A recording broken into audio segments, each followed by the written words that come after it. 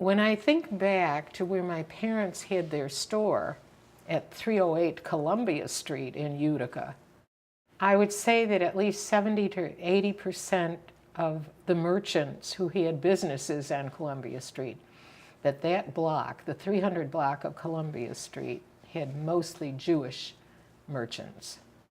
So my dad's store, they used to call it Central New York's largest curtain and drapery store.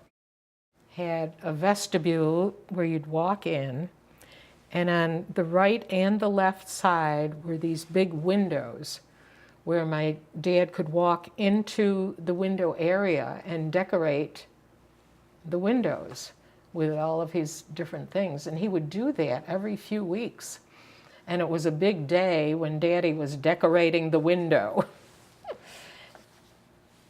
He did it during different seasons. If any of the sectarian holidays were coming up, Mother's Day, Father's Day, because he had many gift items also, aside from being able to decorate one's home. And at Christmas time, he used to do vivid Christmas windows. Both of those windows were decorated with all kinds of things for the Christmas holidays. And one day when he was doing that, I said, Daddy, how can you do that? We're so Jewish. How can you be doing these Christmas windows? And he said, honey, that's my business, dealing with all people of all kinds, and it's their holiday, so I cater to that. It was named Irwin's Home Decorators. Irwin's was my big brother's middle name, and they did not dare to name the store Cohen's in those days. Even the past 20, 25 years, when I came to this coast of Florida, and I saw Cohen's this and Cohen's that and Cohen's lawyers, I said, wow, because even in Sarasota, you didn't do that yet.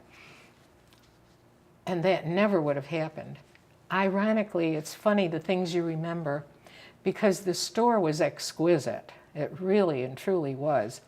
Practically on the first day that store opened, and my parents were there, I think I was there at the time, a woman walked in, and naturally thinking she was a customer, potential customer, and she walked around with her face going like this and said, my, this place smells Jewish. Can you imagine that? These are things that you remember forever.